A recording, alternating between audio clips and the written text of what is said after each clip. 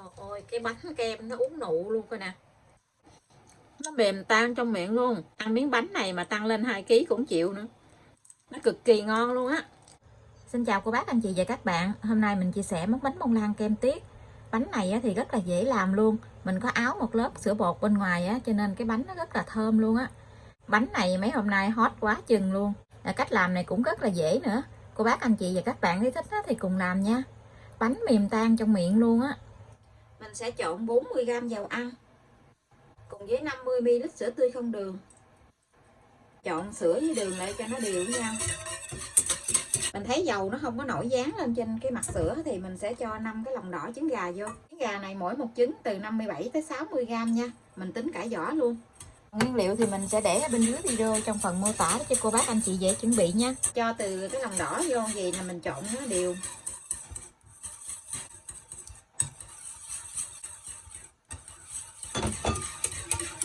Mình cho một tí xíu tinh chất vani để cho bánh của mình nó được thơm. Khoảng chừng 1 muỗng cà phê vậy đó.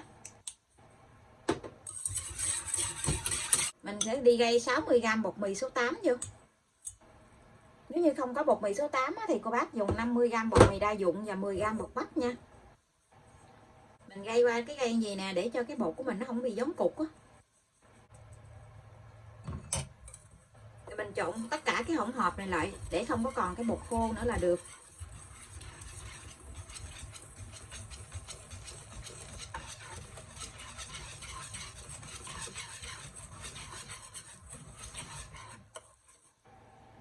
Mình trộn xong rồi thì mình sẽ để cái phần lòng đỏ qua một bên. Tiếp theo thì mình sẽ đi đánh bông 5 cái lòng trắng trứng. Tí xíu nước cốt chanh. Mình dắt một chút nước cốt chanh vô trong cái lòng trắng gì nè. Nước cốt chanh hoặc là giấm cũng được. Máy đánh trứng của mình có 6 số thì cô bác đánh ở số 3. Mình đánh ở mức độ trung bình đó.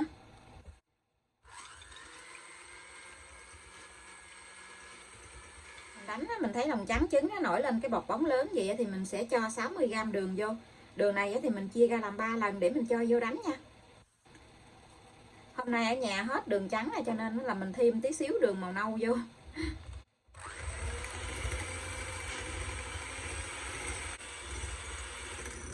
Thấy cái bọt bóng nó nhỏ lại gì thì mình sẽ cho lượng đường thứ hai vô.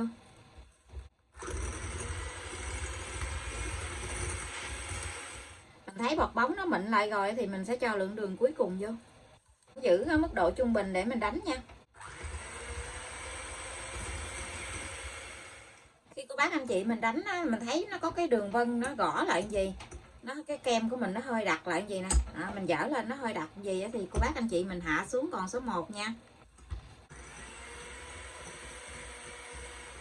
Đánh kem khi nào mình dở cái que đánh trứng lên nó có cái chóp câu nhỏ như vậy. Cái chóp câu này nó mềm chứ nó không có cứng. Nếu mình đánh cứng quá tí xíu nữa cái mặt bánh nó dễ bị nứt á. Cái móc câu á, khi mà mình dở lên nó có quặp cái móc câu xuống gì nè. Như vậy thì mình ngưng được rồi. Bây giờ thì mình sẽ cho 1/3 cái lòng trắng trứng này qua bên cái thau lòng đỏ.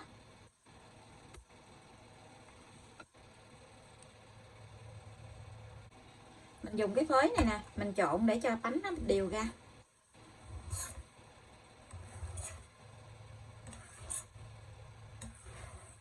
Mình đã trộn nó đều ra rồi thì mình sẽ cho ngược lại bên thau lòng trắng.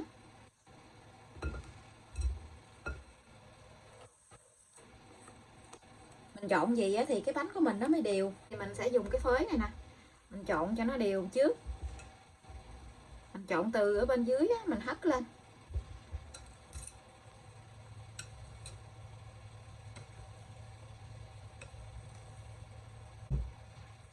Tiếp theo thì mình sẽ dùng cái muỗng dẹp này nè, mình trộn lại cho nó đều lại. Mình dép từ ở bên dưới này nè, mình dép gì nè, mình trộn cho nó đều lại hết.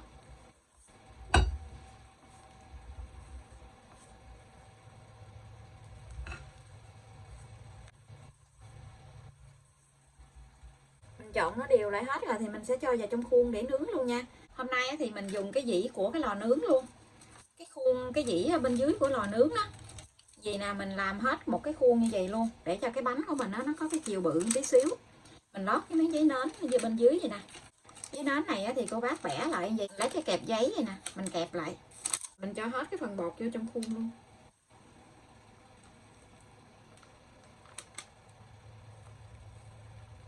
Mình dùng chiếc đũa nhọn vậy nè, mình đi ở trên mặt bánh gì để cho mặt bánh nó dàn đều ra.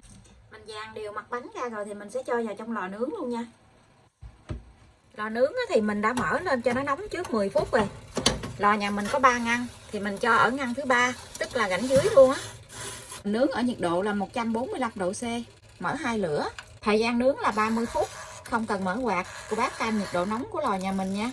Mỗi một cái lò nướng á, nó có cái nhiệt độ khác nhau á. Khi mình đang nướng bánh á, thì mình sẽ đi đánh bông cái phần kem lên. Ở đây mình có 200ml kem whipping, 50g đường. Mình có thêm sữa bột để tí xíu nữa thì mình sẽ áo ở bên ngoài cái lớp bánh á. Mình cho một ít nước đá ở bên dưới cái thau để mình đánh gì với cái kem của mình đó, nó không có bị nóng á. 200ml kem whipping, 50g đường. Nếu anh chị thích ăn cái kem này nó béo á, thì mình cho 20g bơ vô. Mình thấy kem này nó béo quá chừng á, cho nên nó là thôi mình không có để bơ. Bây giờ thì mình sẽ đánh bông cái kem này lên. Mình đánh ở mức độ trung bình thôi.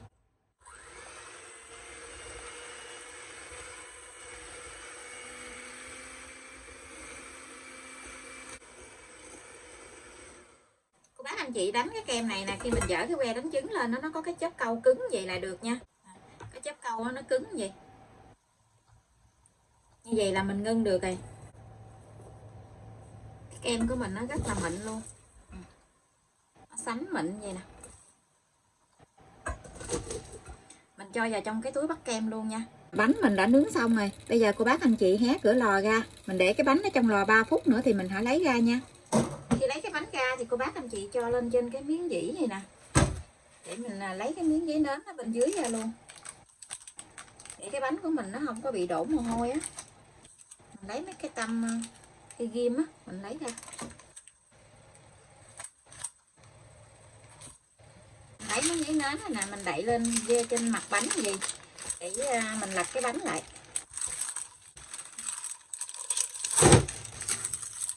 Mình lấy miếng giấy nến này ra luôn, để thôi nó đọng mồ hôi lại.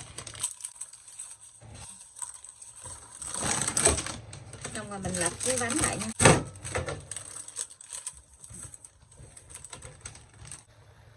Mấy cái viền bánh này nè, mình cắt ra. Thường thường là cái viền bánh nó hay có bị khô á.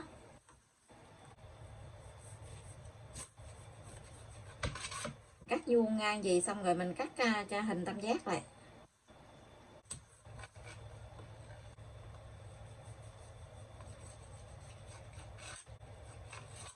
Cắt xong rồi thì mình đậy miếng giấy nến lại để cho cái bánh của mình nó nguội nha.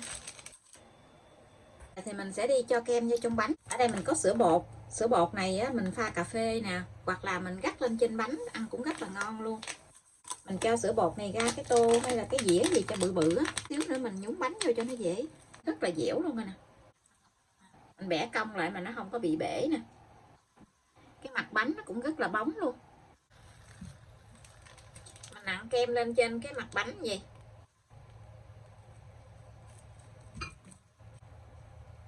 Mình dàn đều ra. Mình bẻ cong lại. Mình bẻ cái miếng bánh cho nó cong lại á. Mình cũng cho một miếng kem lên trên cái mặt bánh vậy luôn, một lớp mỏng vậy.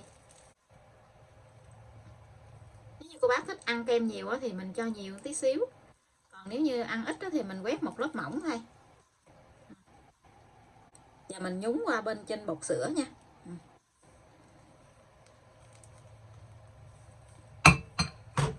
Cực kỳ ngon luôn á.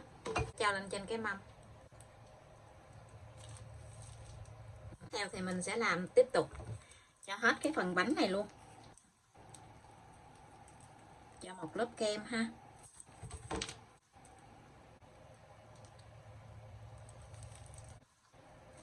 Cái đó thì mình nhúng qua bột sữa. Hấp dẫn chưa? Và đây là phần bánh của mình đã làm xong. Nhìn quá chừng ngon luôn á. Nó rất là thơm luôn. Trời ơi, cái bánh kem nó uốn nụ luôn coi nè.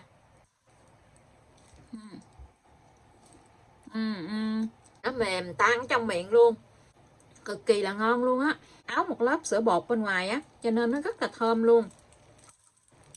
Xuất sắc luôn á.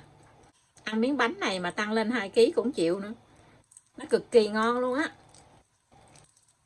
Nó khác với cái bánh kem bình thường, tại vì nó có một cái lớp sữa bột á, cho nên nó thơm lắm, mà cái vị nó khác lắm. Cô bác anh chị thử làm đi, bánh này cực kỳ ngon luôn, mà cũng rất là dễ làm nữa. Gần tới Giáng sinh này mình sẽ chia sẻ nhiều công thức bánh bông lan kem để cô bác anh chị thấy thích công thức nào thì mình làm cho gia đình mình thưởng thức nha. Bây giờ thì mình xin chào tạm biệt, hẹn cô bác anh chị và các bạn lại video tiếp theo. Cảm ơn cô bác anh chị và các bạn đã xem video của mình. Xin chào và hẹn gặp lại video kỳ tới.